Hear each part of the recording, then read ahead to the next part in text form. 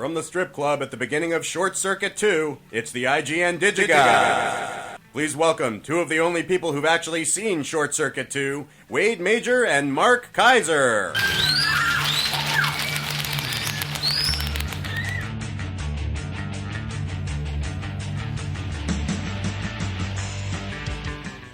And Corey, to whom do we owe that opening? That little bit of input was brought to you by Brian Swagel. Input. Brian Swagel. Input. I'm sorry, I know I gave it all away, but it just... He sounds like E.T. It's so funny. Voice kills me. By the way, you know what was on when you came over to record this podcast? What was? War Games. Oh, it was, yeah. Speaking of movies from that era that have Yes. genre movies from that era, yeah. I love War Games. It's a good film. It is a good film. Yeah. Ali Sheedy was cute. I have plot hole problems with it, but with over time I've become a little bit nostalgic about it. Of course. Yeah, a little bit. Matthew Broderick. Little bit jumpy. A little bit jumpy. Another one. Look at you. Well done. Wade, working it in. Oh, yeah. Too damn what funny. we're doing. So, yes, Wade, what? Yes, what? I see a big pile here. We got tons of stuff. We got way more than we're ever going to get through, so we should jump right into it. But we actually do have some listener mail. And we have a Vox Box that we're going to throw up later in the show too. We do, and we don't have a song for Vox Box. So we don't. So whenever we have a Vox Box, I'm going to do this. It's Vox Box. That's what I'll do. I'd really prefer that you not. Well, it's going to happen. It's going to happen. Well, here's what we're going to do, because Vox Box is later in the show, so we're going to get a little bit of listener mail out of the way right at the top. And speaking of, we send your stuff to godsdigigods.com. Send us audio recordings for Vox Box. Send us your emails, your questions, your concerns, your life hopes and dreams, hate mail, anything that you want. If you want to, whatever it is. Not more hate mail, Wade. We had enough of that. Send us hate mail. It's Vox Box.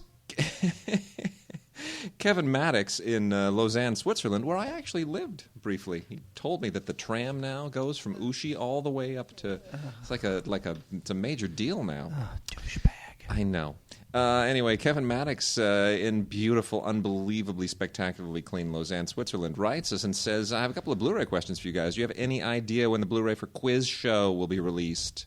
It's one of my all-time. It is one of my all-time favorite films, and I can't find any information on it. I know it was released as a Region 1 non-anamorphic barebone DVD in 1999, and it was released in 2002 in Europe. This time anamorphic, but since then nothing. It's a great film, and I find it strange that an Oscar-nominated film like this is given such poor treatment on home media. I'm thinking maybe you have access to this type of information. It's long overdue, yes. And there's a second part to his question, but first I'll address that. And we're actually going to talk about a couple of Buena Vista classic films that are on Blu-ray right now. We're going to talk about them today, one of which is Dead Poets Society, another one an Oscar winner, which kind of got a very unceremonious kick to Blu-ray. And I think Quiz Show will probably get that same unceremonious kick sometime this year. Disney does not seem overly fond of the serious films that were made under sort of the Touchstone or the Hollywood Pictures banners under the Katzenberg and Eisner era. They don't seem to really care much about those or want to give them much promotion. They just kind of want to get them out there, and that's probably what's going to happen to Quiz Show. Well, Quiz Show, which is just terrific. It's great. Paul Scofield, Oscar nominated. The thing is that the opening 5 minutes of that film is so well directed it will blow your mind. If you want to watch Robert Redford at his level best as a film director, watch the first 5 minutes of Quiz Show. It's staggering how good that is. I agree. It's a terrific film. But again, it's an adult film. Yes. So I think with porn. So I think Disney is shying away from Touchstone Disney. Totally. They're shying away from those sorts of films in terms of Blu-ray. He also says, I'm surprised so many classic films are still unavailable to buy on Blu-ray. Lawrence of Arabia, The Great Escape, Vertigo, etc. Do you think they're taking too much time releasing films on Blu-ray? I'm pretty sure, I may be wrong, but I'm pretty sure 6 years after DVDs became available, every well-known title, especially classics, were available. Actually, no. It was 10, 12, 13 years into the Blu-ray or into the DVD revolution, there was still a lot of films unreleased. And I think with Blu-ray, they just still don't feel that it's they don't feel the audience is there yet. You know, there are only so many Blu-rays that are being bought every month, and there are only so many titles that the market can support. And I think they want to be very methodical and make sure that they don't create a glut so that there's a backlash against it. So I mean, it's a thing you have to pace yourself. You know, it's like a marathon. But the issue is it becomes a self-fulfilling prophecy. You don't release the big movies, so that nobody buys the big movies. True. So people think that nobody's buying Blu-rays. Yeah. You've got to be able to pepper those huge releases, especially the fanboy ones. Yeah, true. You know, the Star Wars and the Star Treks and all the big fanboy ones. You've got to do a better job peppering those. And also, when the classics come out, like when Lawrence of Arabia finally comes out on Blu-ray, it's going to make a splash. It's going to make a news splash. Well, Lawrence has been ready for some time. That's the thing, is a lot of these have been ready. They're ready. They're sitting there. They're in the queue. They're waiting for that moment. They're hopefully going to pop at some point. And then Al in SFCA, that's San Francisco, California, writes us and says, I know in your hour-long Digigods podcast, you were filled to the brim with current DVD releases, but have you ever considered adding a brief program feature in which you and Mark each suggest to listeners to seek out your named selections of older, not-so-mainstream DVD titles, fiction or doc, still in print, out of print, anything deemed worthy of our interest or argument?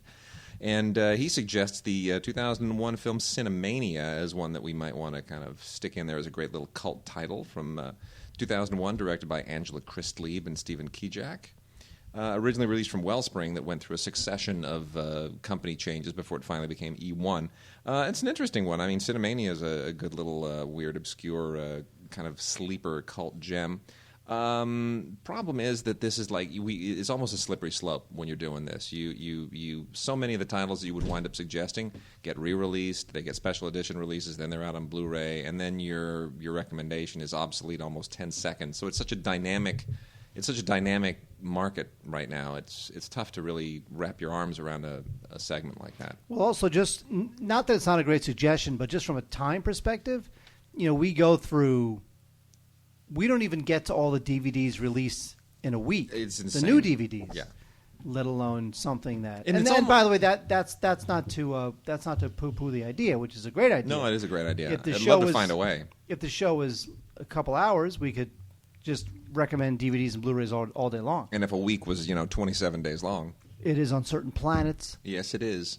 We should do this from Mars. No, it's Barsoom. You see, I thought you were going to go, no, we should do this from Uranus. Which would be the typical 12-year-old comment. I used to be 12 years old. Yeah. 12 years old. In fact, I still am to some people. Wade, we don't we talk about Blu-rays on this show? Yeah, we do. We every once in a while. Wouldn't it be nice to do that? Yeah, we should. Like maybe now? Okay, let's do it. No. You get there's all sorts of Okay, big movies out. new movies. Fine. Wait, get it with the program. You want to tease people a little bit. All no, right. you don't. Why not? You want to make them happy. Okay. We have to make our listeners happy. We'll make them happy. Fine. Yes, we will. All right. You know what's on Blu-ray this week? And a Blu-ray DVD digital copy combo disc that you should absolutely avoid at all costs is the new Footloose. It's just awesome. So stay away from this. It just isn't even... Look, the original Footloose, I was working at the Man's National at the time. I was an usher. I saw or heard that thing probably close to 100 times. It's terrible. It's an absolutely horrible film. It's dreadful. And yet, by comparison, oh my gosh, it felt like a masterpiece. Why would Craig Brewer go from Hustle and Flow to Black Snake Moan is in there, but he went why? With such a promising career, why would you go, you know what I'm going to do? I'm going to remake Footloose. I'm going to, I'm going to do a studio film. I'm going to do a paycheck movie. And you know what? When they cast him as director, and I'm purposely using the word cast him, I thought maybe that's interesting. Maybe he'll bring something to it, bring a richness, a depth, some characters to it, because he is Craig Brewer. He's done character work in the past, but didn't do that. Yeah, well, all right. Anyway, I mean, look, is the dancing better? Well, yeah. It's like everybody here looks like they, walked, especially Julianne Hough, who literally walked off of Dancing with the Stars. They all look like they're auditioning for Dancing with the Stars. It's ridiculous. It puts it in another planet. But, whatever. I prefer the original film if I have to pick one, but this is, is it fine? Blu-ray, sure, it looks perfectly fine. It's got ultraviolet on it so that you can You can instantly stream this movie 1,000,000 times from the cloud and on your palm and on your foot and everywhere that you want. You can watch this Footloose 100,000 times in 1,000,000 different places, and it'll suck every single one of them. Not much by way of special features. There's some featurettes and a commentary by Craig Brewer and deleted scenes, and it's really lackluster. There it is. That's it. That's all I got to say. Wait, I know you loved this film. I hated it. So we are going to disagree. A rare 180-degree disagreement on Like Crazy. Total disagreement. Like Crazy was a Sundance film. It actually won the Grand Jury Prize at Sundance. This is with Anton Yelchin, who of course is Mr. Chekhov in Star Trek. Who I'm not really that fond of. To be honest, I'm not hugely fond of Anton Yelchin. I don't know what to make of that kid. But I like him a lot in this. But he's not the reason I love this movie. Felicity Jones is, for all the reasons I don't like this film, I think this film is intellectually phony. When you watch her, you think to yourself, okay, there's a find.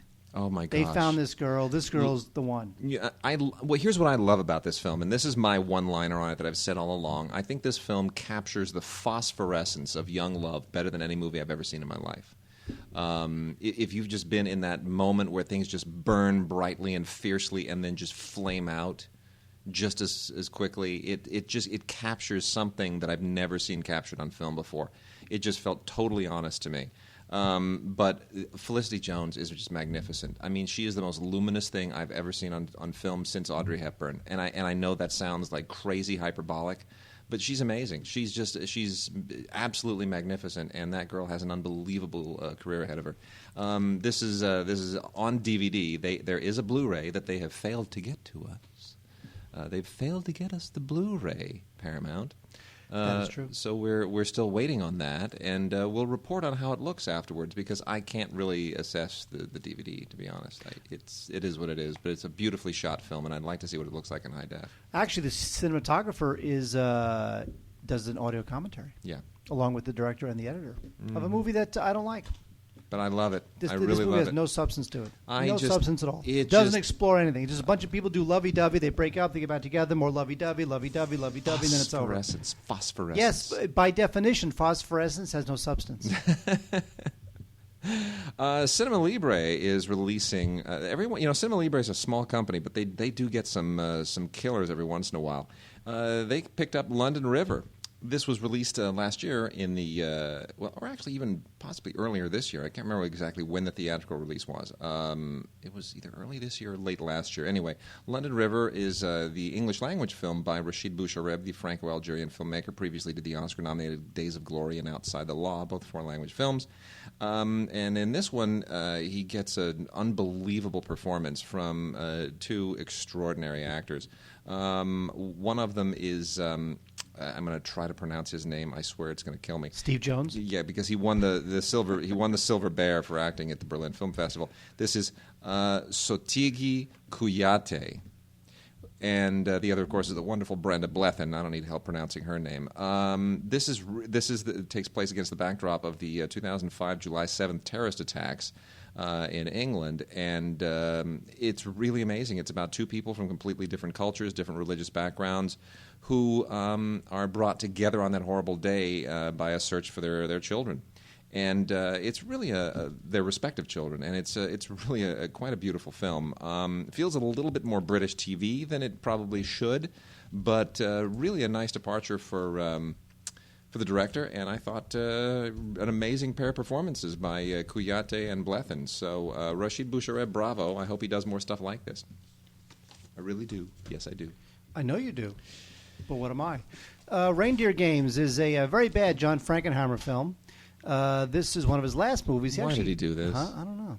It came out in 2000. Frankenheimer died relatively soon after that.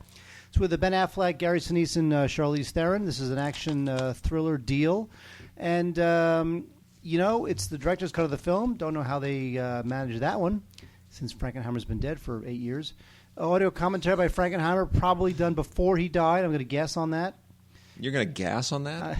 Did you say you were going to gas on that? Yes, I'm going to gas on the Frankenheimer commentary being done before he died. Yes. He may have done it after he died. Not sure. All right. I'm thinking before. But this is not a good film. You know what? The tragedy of this film is that, Frankenheimer had done Ronin, which was a kind of a return to form for him, a real old school action movie that I really liked. And so now comes Reindeer Games, which puts him right back, back on the B list, right back into that old man trying to be hip thing. Yeah. And in Reindeer Games, it just didn't work. So I would pass on Reindeer Games. I would also pass on Wyatt Earp's Revenge. Wyatt Earp's Revenge. You're the Earp master. Well, when I heard that Wyatt Earp's Revenge was happening, I thought, maybe this is about Wyatt Earp's Vendetta ride. Now, people don't know about. I don't know any of this stuff. You've read all these books on Wyatt Earp. I'm clueless. People don't know about Wyatt Earp's Vendetta ride. After the gunfight at OK Corral, actually Wyatt Earp went on a Vendetta ride. He went out and just started killing everybody who was involved with the gunfight at the OK Corral and the people who killed his brother. So. It's kind of a big deal. It was a major part of his life, the Vendetta ride. They call it the Vendetta ride. I had no idea. Yes, it's true. Jeez, it was like his Death Wish moment. Yeah. Oh, yeah, totally. It was Wyatt Earp's Vendetta ride. Anyway, so that's not what this movie's about. This movie's not about the Vendetta ride.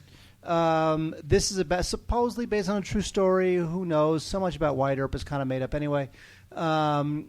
But this one is about Wyatt Earp and a bunch of his buddies, including Bat Masterson, the real Bat Masterson, and a bunch of other real characters from Wyatt Earp's era. Val Kilmer does not play Doc Holliday again like he did in Tombstone? No, he plays Wyatt Earp, and he plays an older Wyatt Earp who is recounting the story of getting revenge for this vicious murder that happened. Does he explain how Doc Holliday looks exactly like him? Nor does he explain why he looks just like Batman, Val Kilmer or Jim Morrison or Iceman or Iceman. Anyway, this is straight to DVD stuff. It's really not very good, And so much of these Wyatt Earp Western movies they're so solemn. Done with such solemnity, such seriousness of purpose. Yeah, whatever. And here it's kind of annoying. Anyway, so Val Kilmer is pretty much all you got to recommend for this movie. And you can tell they shot all of his stuff in 2 days.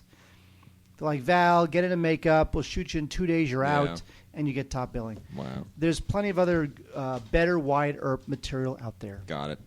Well, I'm going to go through some stuff now that's getting a little bit lurid. Well, not the first one. Although there's a trio here from Warner Brothers in a moment. But first, I'm going to talk to you about the Miramax Lionsgate release of 54, a movie that should have been good, and it just wasn't. It should have had the Mike Myers dramatic performance, the career changer, and it just didn't. 54 was a misbegotten film by writer-director Mark Christopher, who really kind of dropped the ball on this. It was basically the story of Studio 54, the legendary disco club in New York, and it really should have been a movie about Steve Rubell, which is the character that Mike Myers plays, and does pretty well, but it's not really about Steve Rubell. It's more kind of about this young guy named Shane, played by Ryan Felipe, and how he gets caught up in the whole scene, and it's just much more of a kind of a fictitious tapestry with Rubell kind of in the backdrop, and this crazy old lady who loves to dance and shake her booty, and then overdoses on cocaine, and there's all the.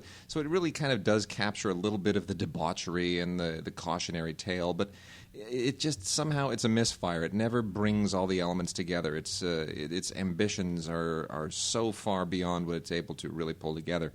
Salma Hayek and Nev Campbell are fine. Ryan Felipe, this was kind of his first thing, his first coming out party. Others call him Ryan Felipe. I call him Steve. Do you know why? No. That's the name that he gives at Carney's when he orders his burgers, his chili burgers, so that people don't realize who he is. Have I told this story before? I'm sure I told this story before. Why not just say Ryan? Exactly. Is he getting it delivered, or is he picking it up? No, he was standing in line in front of me at Carney's, and he walks up and he puts his order in. They go, name please, because they always do, right? It takes 12 minutes to do the thing. And he goes, Steve. And I go, really? If you said Ryan, they're going to go, the guy from 54, right? Now, is he saying that because he's like, know. I'm so famous that I have to give a phony name because I have a huge ego and you'd better know me, and I know you know me, you're pretending not to know me because I'm so famous. You're the guy from Crash, Best Picture. That movie sucks. I know. No, I love Crash. The best. Anyway, here's a trio of lurid things from Warner Brothers that they yanked out of the library, and they said, you know what, we'll release all three of these in one shot because we really can't get any juice out of these individually. So that's what they do. They get these things and like, hey, there's kind of a common theme here. You know, two of them have similar plots, and then the other one has the same actress. So here we go. Get this. We got ourselves 9.5 weeks, Disclosure, and Striptease. Because Striptease and Disclosure both have Demi Moore. Disclosure in 9.5 weeks kind of have sort of similar, somewhat kind of plots. And there's a striptease scene in 9.5 weeks, and like there's a lot of stripteasing and striptease. So it's all really one big grab bag of movies. Get one, get them all. Disclosure, of course, Michael Douglas and Demi Moore. And whatever. What can you say about this? Barry Levinson was just completely off his rocker when he made this. This was one of his attempts to go totally commercial and do like everybody else and do something based on a Michael Crichton novel, those things were being just turned into movies left and right. And at that time, it was John Grisham and Michael Crichton. If anything that they had written, my gosh, they were just turning them into movies left and right. And you know what? Big deal. It's sexual harassment was, I guess, all the rage in the headlines then. And hey, Michael Crichton turned it into a novel. But is it a good movie? Not particularly. It's stylish. It's okay. It's not great. Michael Douglas is fine in it. Extras, no. Decent Blu-ray, fine. They just kind of kicked it out. Striptease, I'm a little bit more fond of. Andrew Bergman directed this, who I really actually kind of like. I think the actual book itself is probably considerably good because Carl Hiaasen writes these really unusual, tongue-in-cheek, very acerbic and cynical kind of books. That doesn't translate here. By most objective standards, the movie probably stinks, but Demi Moore looks good, and frankly, that's enough for me in this movie. I don't think the comedy really comes across, the whole life of a striptease artist who's anyway, this is the uncut international version, which means absolutely nothing. And then lastly, 9.5 weeks, which is just Adrian Lyne going full-on stylish with Mickey Rourke and Kim Basinger in an obsexual affair, obsession and sexual all at the same time wrapped together. And it's got a lot of those famous scenes in it, the dance scenes, with the Venetian blinds casting light on everything, and the ice cube and the alleyway and all that junk. There's really nothing else going on here. Only thing we should point out, however, is that if this sometimes seems a little bit more Zalman King than Adrian Lyne, well, Zalman King was a producer, and that would be the Zalman King, and a co-writer, but that would be the Zalman King who recently died. And I find even though I thought his movies were crap, I still think that's really sad. It is. He had his little thing. He did have his thing. And he had his Red Shoe Diaries and his softcore porn stuff. The thing that makes me a little bit sympathetic to Zalman King, even though I thought most of his stuff was crap, there was an interview with him years and years and years ago on Entertainment Tonight or one of those shows. And somebody talked to him and they said, some people think your movies are pornography. And he just turned white. He just went completely pale. And looked like he was pained. It looked like somebody had just daggered him in the heart. And he said, pornography? No. Like that was painful to him. And I thought, you know what? Even though your movies are crap, you care about them. Like he really did. Like he wasn't just just completely useless hack. He really... they weren't my kind of movies, but he really did care. To him, there was an artistry to it. And I had at that point, I had to kind of reevaluate my disdain for him. He's a caring kind of pervert. Well, he had a certain thing. Yes, he did. All right, Columbus Circle is a forgettable direct-to-DVD, direct-to-Blu-ray film. Selma Hayek plays an heiress who has not left her home for 20 years, Wade. Selma Hayek, not Selma Hayek, the other one, Selma Blair, has not left her apartment for 20 years. Yeah, because I was just talking about Hayek in 54. That exactly. confused, yeah. 20 years, Wade. Why? Selma Blair has been living in this big apartment and hasn't left. Why? Which is crazy. So what happens is, also in this apartment, her neighbor gets murdered. Oh, no. So when the neighbor's murdered, it sort of forces Selma Blair to get out of her shell and start to meet her neighbors and get involved. And, of course, that means nothing but trouble, Wade. Nothing but trouble. In Columbus Circle, this is directed by George Gallo, who... the only thing George Gallo is still known for is writing Midnight Run. But he's so good. He has talent. Gosh darn it, he needs to do more. I know. He also wrote the story for Bad Boys and Bad Boys 2, and he did write the whole 10 Yards. But still, Midnight Run is still his biggest credit. It's great. Midnight Run is fabulous. Yeah. That's a movie. Is that on Blu-ray? Midnight Run? Midnight Run? I don't think it is. What? Anyway, so Columbus Circle will do nothing to... Sure isn't. It was on HD DVD. Wow. Anyway, Columbus Circle will do nothing to up his cred. There's a couple good moments in it. It's a good cast. Selma Blair, Amy Smart, Giovanni Ribisi, who I always like a lot, and I'm really sorry his career has not taken off. Bo Bridges and Kevin Pollak and Jason Lee. Anyway, forgettable stuff, but there it is, Columbus Circle. Yeah, brilliant. Wade, Monty Python and the Holy Grail, one of the great Blu-rays, one of the great comedies of all time, is now on Blu-ray. It's been on Blu-ray a lot. It's been on DVD a lot. It's been on Blu-ray a lot. It's been in Monty Python compilation DVD sets a lot. That thing's been on. This thing has been released more times than Evil Dead. Yeah, it's and that says a lot. Yeah. This one does have a bunch of Blu-ray special features, which I do like. Mm-hmm. Since most of the people, obviously except for Graham Chapman, most of the people are still alive from Monty Python. I mean, they're still around to talk about Monty Python. I'm still waiting for them to do a feature film version of Spamalot before Tim Curry gets too old and while Mike Nichols can still direct it. Damn it. That's true. Get it done. Anyway, Monty Python, The Holy Grail, absolutely hilarious. If you already own it on Blu-ray, no reason to upgrade. The Blu-ray features are fine, but, whatever.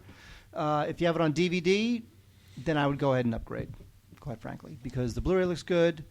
Although it's an old film, and you do get a whole lot of Blu-ray exclusive special features, lost animations. There's some outtakes and extended scenes that are exclusive to Blu-ray. So Python fans will like that. Anyway, so I would say if you have the DVD, definitely upgrade to this Blu-ray. If you already have one of the Blu-rays, then if you love it, go for it. Bravo. 100 years ago, Universal Pictures was founded by Carl Laemmle. Did you know that? I thought you were going to say 100 years ago you were born. Yeah, close. 100 years ago, Carl Laemmle founded Universal, and today Universal does not bear his name, but Laemmle Theaters in Los Angeles, they do. Anyway, the 100th anniversary Universal collection, they're just blowing stuff out, and it's a little bit sloppy, I have to say. They're kind of not really coordinating this whole celebration very well. They're rebranding a lot of things. And it's a hodgepodge of stuff that's been released before, that's being released for the first time. Some of the stuff is new to DVD. Some of the stuff's been on Blu-ray before. Some of it's new to Blu-ray. They're not really differentiating very well, and it's a little bit confusing. And I think the person who's overseeing this really needs to focus a little bit. Anyway, Deer Hunter was out on HD DVD previously. It is now out on a Blu-ray and DVD combo. Oh, you betcha. Deer Hunter. I used to have two Deer Hunter Blu-ray or DVDs. I thought you were saying we just keep confusing. I thought you were going to say two Deer Hunter action figures. For some reason, can you imagine? Oh yeah, I would make them play. I had the little deer, and then I had a little De Niro, and my little De Niro would shoot the deer. And then I'd go and I'd get my little action figure of Christopher Walken, and he'd blow his brains out. Yes. I did that when I was 10. That you realize that those Russian roulette scenes, to me, is probably the single most intense. It is 10 minutes I've ever seen on film. I mean, just intense. I've ever seen. The Deer Hunter was made in 1978, Best Picture of that year. The only like film that people ever give Michael Cimino real credit for, because he just became a persona non grata almost instantly after that. But it is a great film. It is a great movie. Unbelievably good. Robert De Niro was at his peak. He was in that moment between Godfather 2 and Raging Bull. He was just the hottest thing in the world.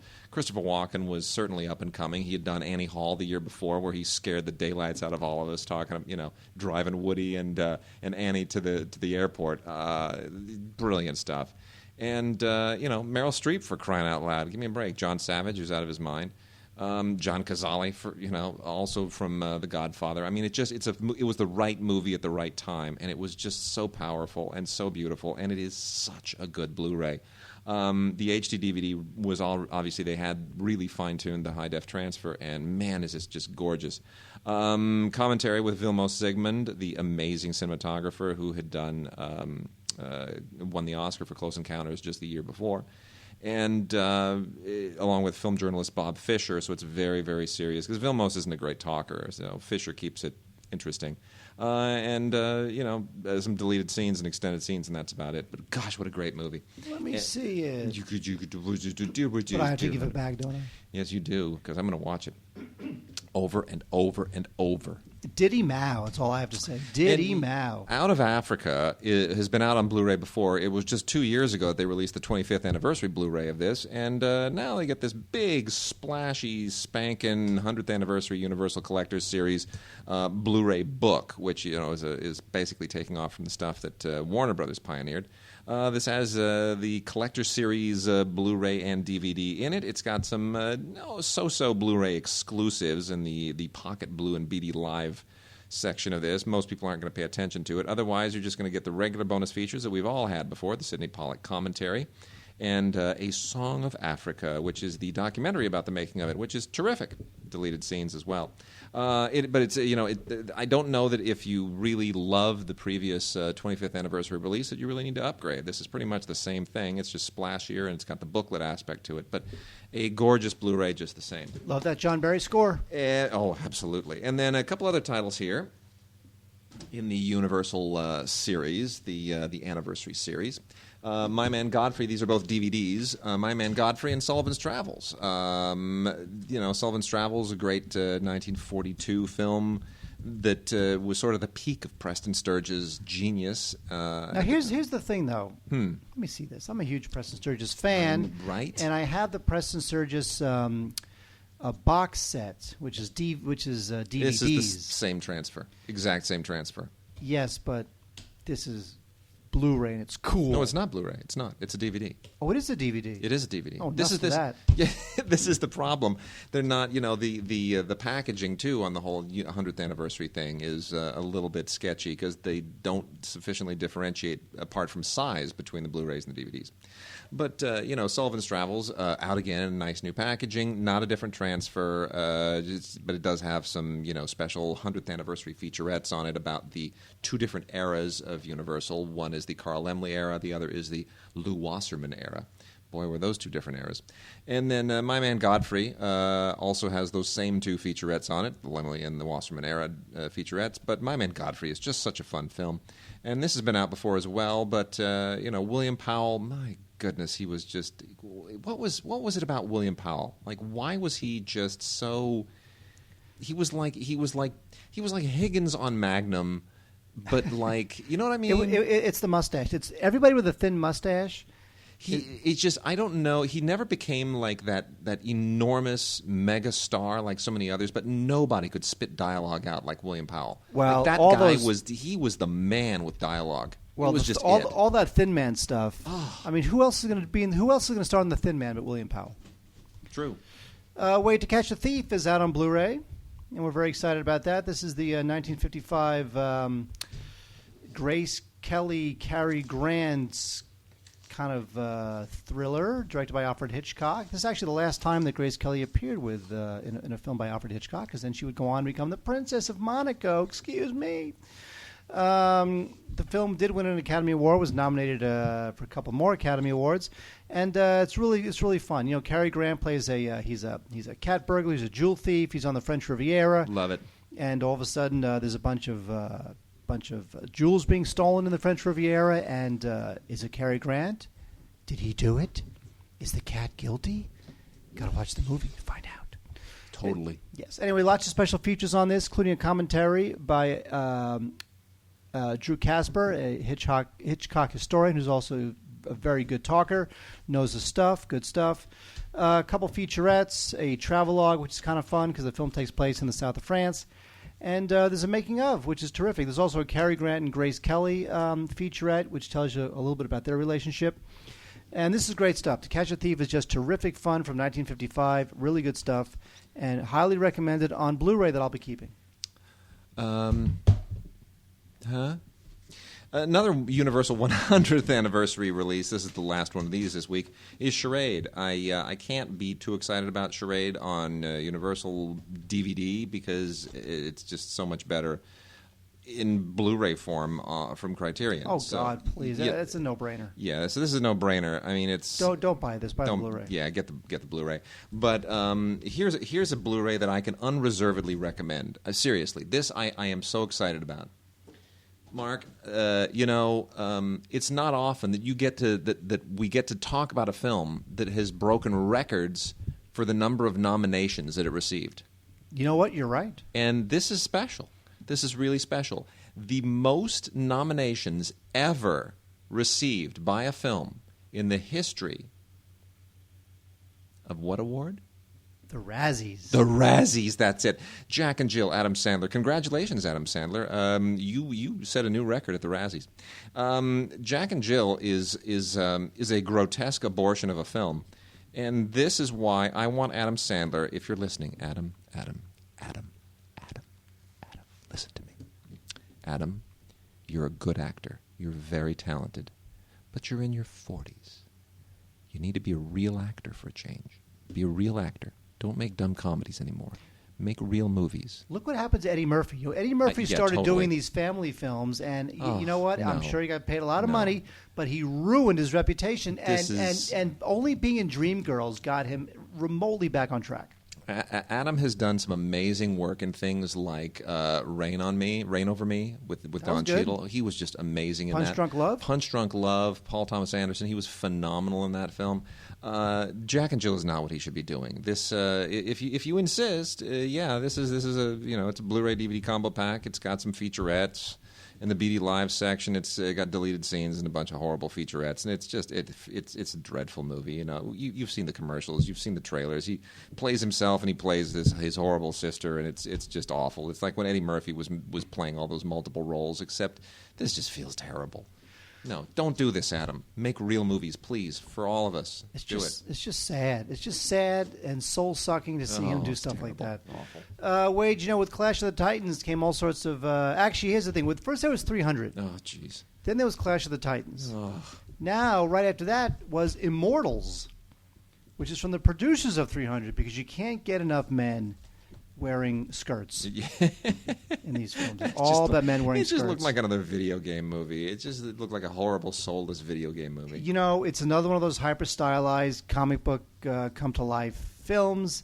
It's got an okay cast, including Henry Cavill, whatever his name is, who's going to play Superman. Yeah. Mickey Rourke is in it. It's Frida Pinto, who she's... I don't know about her. She's so beautiful, but she's not a great actress. Yeah, she wasn't really good in Planet of the Apes. Although the thing with her role in Planet of the Apes, it was a terribly written role. It was thinner than thin. Yeah, but she's not a good enough actor to do something with a thinner than thin role. It's just whatever's on the page is what she's going to play. But she's gorgeous, and that's all I know.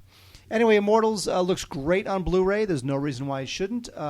There's an alternate. You see, a lot of Blu-rays have alternate endings. Mm-hmm. This one, alternate beginning. Oh wow! Look at that. I'm not making that up. Fantastic. It's great. They actually play, the alternate beginning is actually the first 3 minutes of Lawrence of Arabia, so it's a lot better. And then the real movie starts and it gets bad again. Anyway, the Blu-ray looks fantastic. There's no doubt about that. It's also on DVD. But I would pass because it sucks. Yeah. That's the way I look at it. All right. You know what, Mark? We were talking earlier about the Disney, the classic films that Disney is not necessarily doing right by on Blu-ray. And here we have a couple of them, Dead Poets Society and Good Morning Vietnam by Barry Levinson. This is a good film by Barry Levinson, both of these with Robin Williams. And I got to say, I wish that they had done better Blu-rays. These do not feel like they were... you know what these feel like?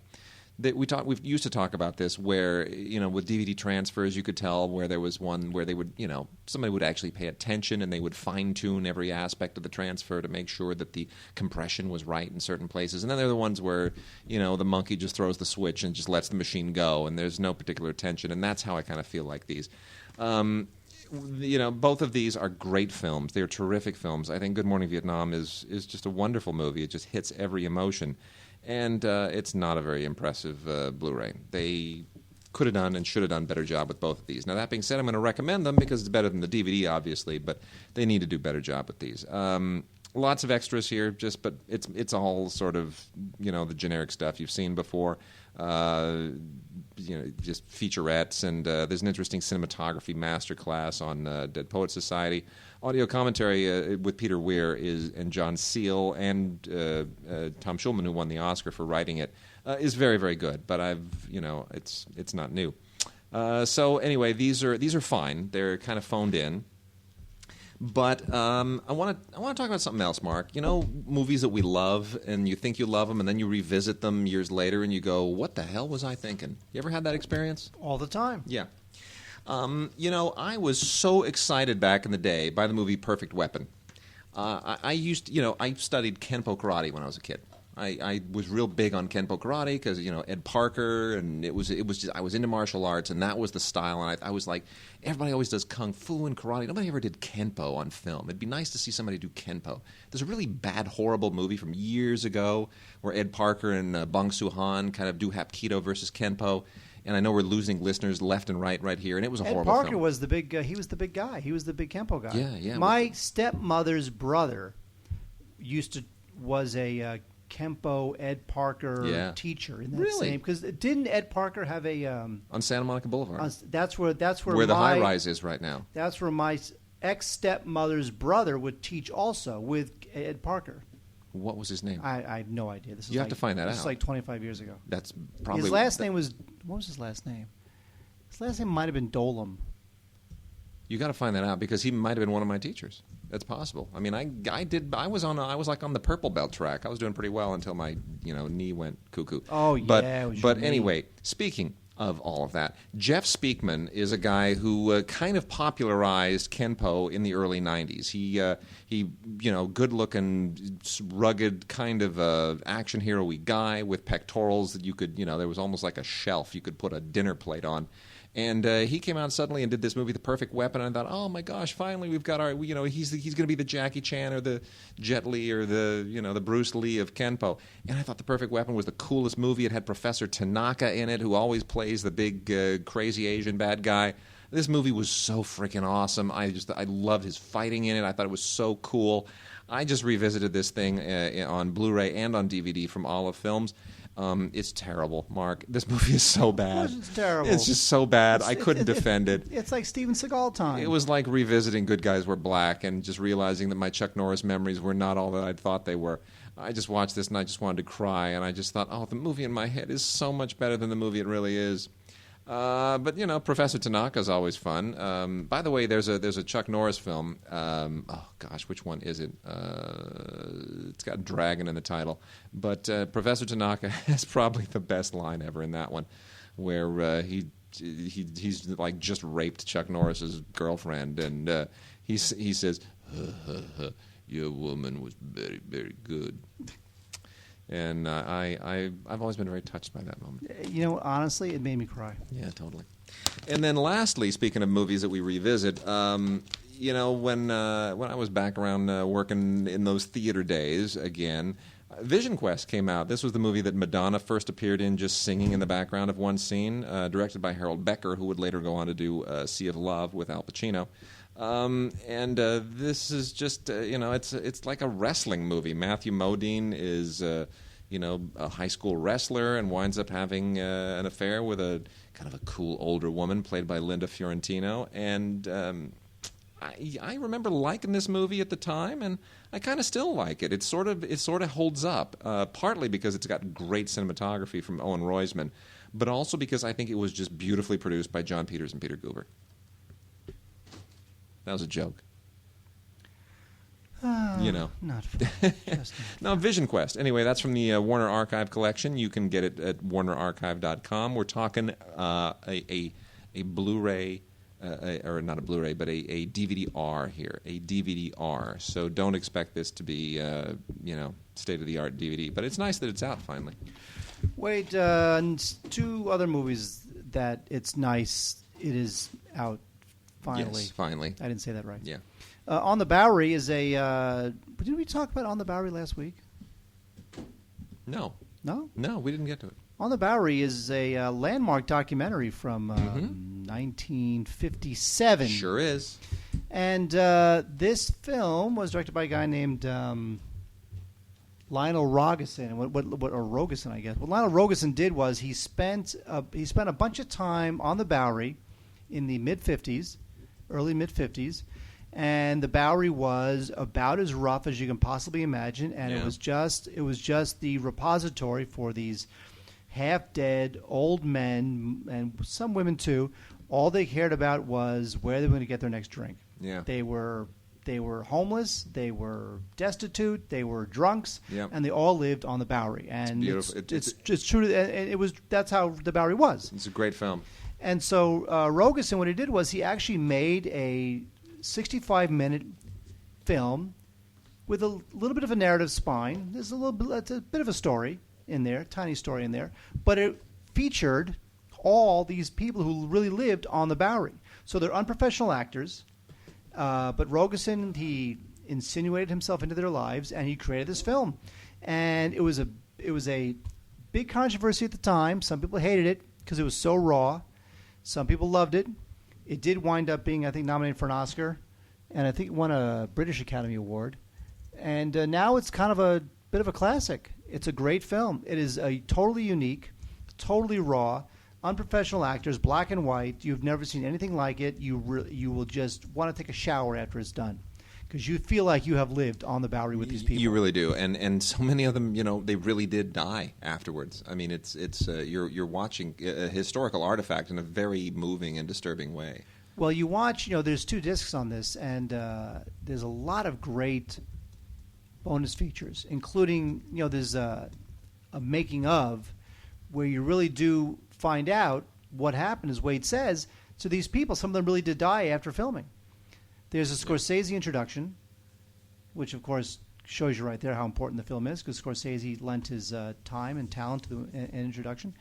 And it's great stuff. Here's the thing. It's only 65 minutes. It's not going to take up a lot of your time. But if you want to see a documentary, unlike any you've ever seen, you must see On the Bowery. Yeah, I agree. And you're taking this back from me, aren't you? We'll barter, dude. We'll barter. Track 29 is finally on DVD. This is a Nicholas Roeg film. Now, when a film is directed by Nicholas Roeg, basically it means it is totally and completely unhinged. And that's what this film is. We've talked about Nicholas Roeg before. He was, he was a cinematographer for many years. He was David Lean's camera operator on Lawrence of Arabia. He was promoted to DP for Dr. Zhivago until Lean realized that he was completely crackers and just said, "No, you're not going to make my movie look weird." And that's when they had a falling out, and he went over and he did Mask of the Red Death for Roger Corman. And he's been completely out of his mind ever since. Now, Nicholas Roeg's girlfriend and wife was Teresa Russell. Now, yes. Teresa Russell, back in the day, she married a crazy man, and then she made movies with another crazy man sharing her own name, Ken Russell. What was it? Was it Horror that they made together? What was the Ken Russell? It was Teresa Lair of the Russell? White Worm? Yeah, it was one of those. Yeah, no, it was Horror, and then she, of course, with Rogue, she did Eureka, which was also a whole bunch of other people, including Rutger Hauer. Did you ever see Eureka? It's so long ago. Speaking of Nicholas Roeg, Eureka was on the shelf for something like 4 years, and then it finally got released. And I went and saw it with Dave Barnblatt, our friend Dave Barnblatt, who I'm going to have breakfast with on Friday. Dave and I went and saw it at the Crest in Westwood, which may have been the Metro at the time. They changed it to the Metro and then back to the Crest. Anyway, that theater. We went and saw it there before the big remodel back in whatever it was, 84 or 83, something like that, 82, can't remember. And it gave us both a headache. The photography actually gave us a headache. It was just so insane. Well, but that's Gene Hackman in it, by the way. That's the hallmark of his films. They're I know, insane. they give you headaches. Well, Track 29, which also stars recent Oscar nominee, finally, Gary Oldman. This is what Track 29 is about. It's about a doctor, right? Mm-hmm. Yes. Now, this doctor, he's obsessed with model trains. And he spends his days worrying about model trains and having an affair with one of his nurses. And the doctor's wife tires of this situation. He's tired of the fact that his wife is... I don't like where this is going. Her husband is obsessed with model trains all day long. I don't like That's where this ridiculous. is going. So she winds up obsessing about the son who she had given up for adoption many years earlier. And that's what the film is about. Really? Yes. It's you know what, it's not a bad film. I mean, look, Nicholas Roeg, Gary Oldman, Teresa Russell, these are not untalented people. No. So it's not like it's a bad film, but again, if it's a Nicholas Roeg film, you really have to know what you're getting into. Yeah, all right. It's just a bit unhinged. Track 29 on DVD, not Blu-ray. Yeah. Also on DVD, and this is our last movie of the week. It is? Well, we're gonna go into some cartoons here in a second. We actually have had a listener write in about this. Is the movie Modus Operandi, and we'd got an email from Christian Kaczynski who said, "Hey fellas, just wondering if you got a copy of the movie Modus Operandi by Frankie Latina. Besides being a fun film, it's also one I'm proud to say I was involved in. It stars Mark Borchardt and Denny Trejo. It's a nod to the exploitation genre, but not in a comedic vein similar to Black Dynamite. If you had a chance to watch it, love to hear what you thought, good, bad, or otherwise. Love the show." Well, we're going to talk about Modus Operandi, which I finally got a chance to watch. And you know what? It's funny because there was another Denny Trejo film this week that I was supposed to talk about on the radio, which we didn't get to. Wade, before we talk about the film, because Yes, when you mentioned Danny Trejo, I just had to go on IMDb. Yes. And I just had to see how many actor credits Danny Trejo has. It's got to be insane. It's got to be like 300 films. Danny Trejo has 228 actor credits. and that's as of this particular sitting of the. Yeah. I mean, by the time the show is over, you could have another 40. Well, he's in full Machete mode here, and it really, what? I think it's better than Machete. Frankly, I thought it was a lot more fun. It's like it's a. I mean, I guess we could call it a spy film.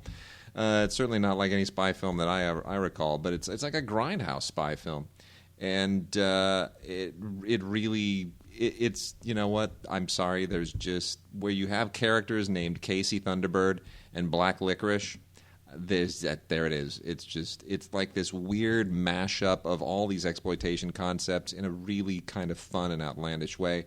And apart from Danny Trejo, there's really nobody in it that you're going to care about. Or Mark Borchardt probably has a certain profile to some people. But anyway, I hope Frank Latina gets more work. I really do. I hope he does more stuff. So I thought it was enormously fun and really a nice surprise. So Christian, good job. I'd love to hear more. Email us back and tell us some cool stories. Tell us what Danny's like kicking it at the craft services table. Love to hear that story.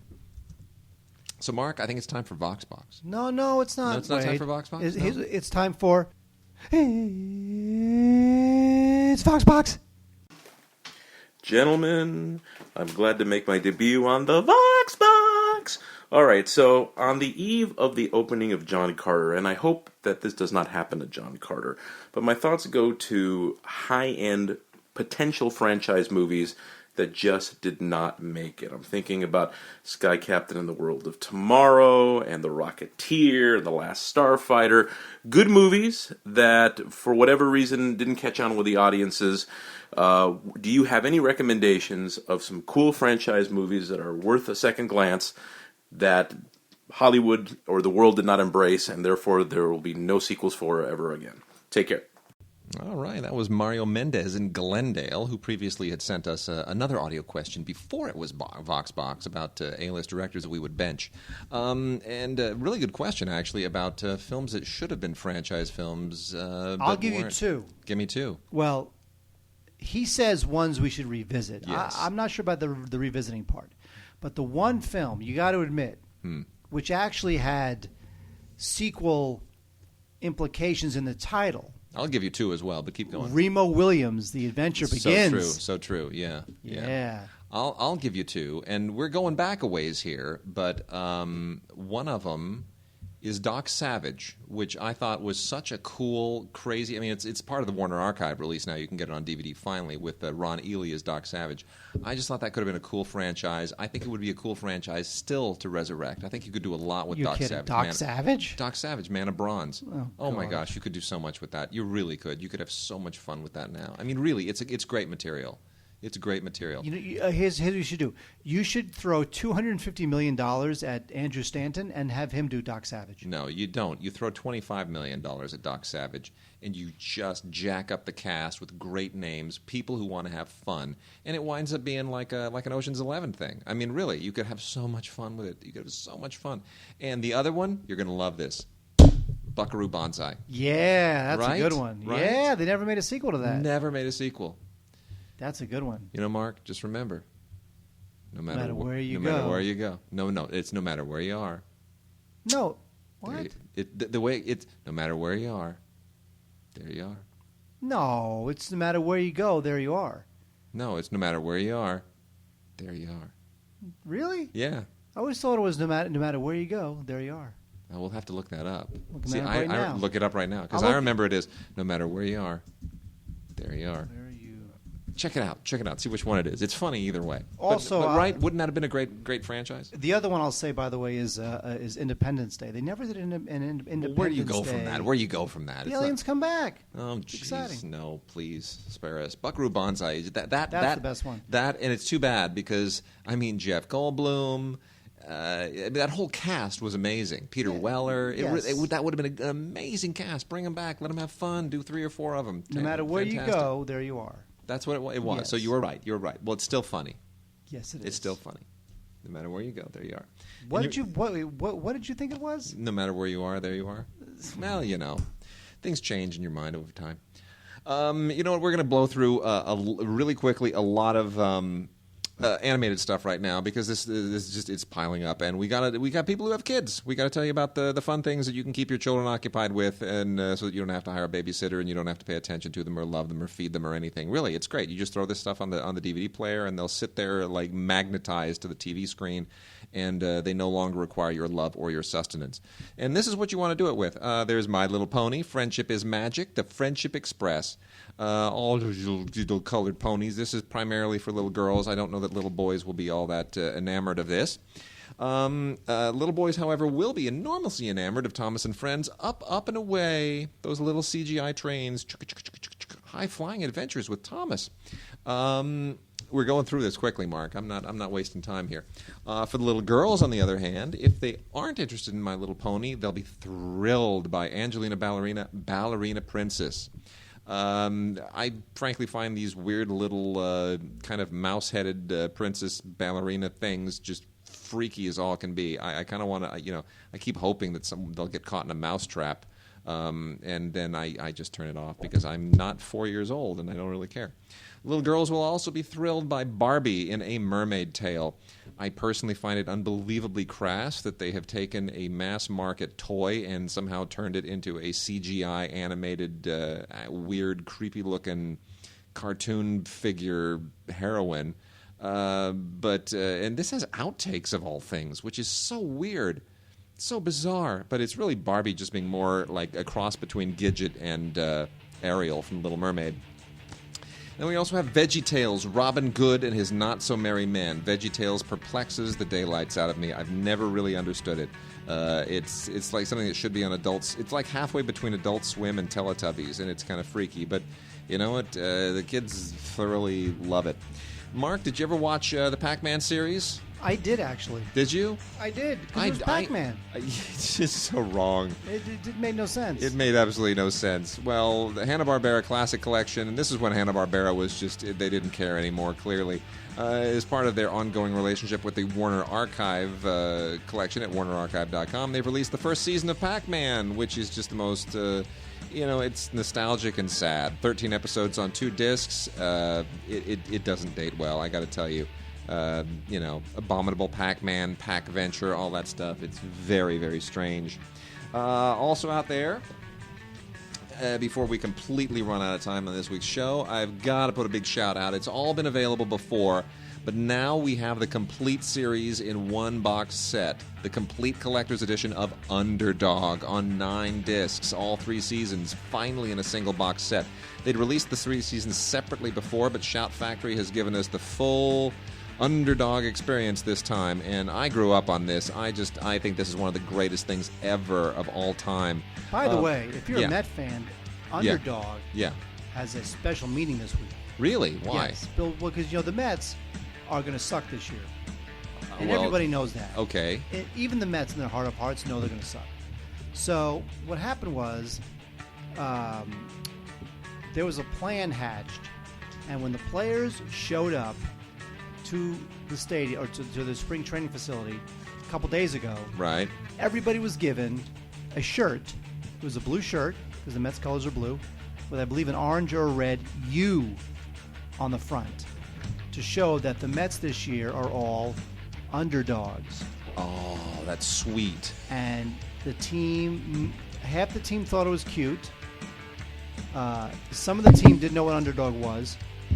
And other members of the team hated it because they don't like the idea that they're going into the season as underdogs. But the whole idea was that management said, wouldn't it be cute, and the manager, Terry Collins, signed off on this, wouldn't it be cute if we gave every player a T-shirt with the big underdog you wanted to acknowledge in a kitschy, fun, charming way that the team is a group of underdogs. Well, with that, we've got to go out. So everybody, be an underdog.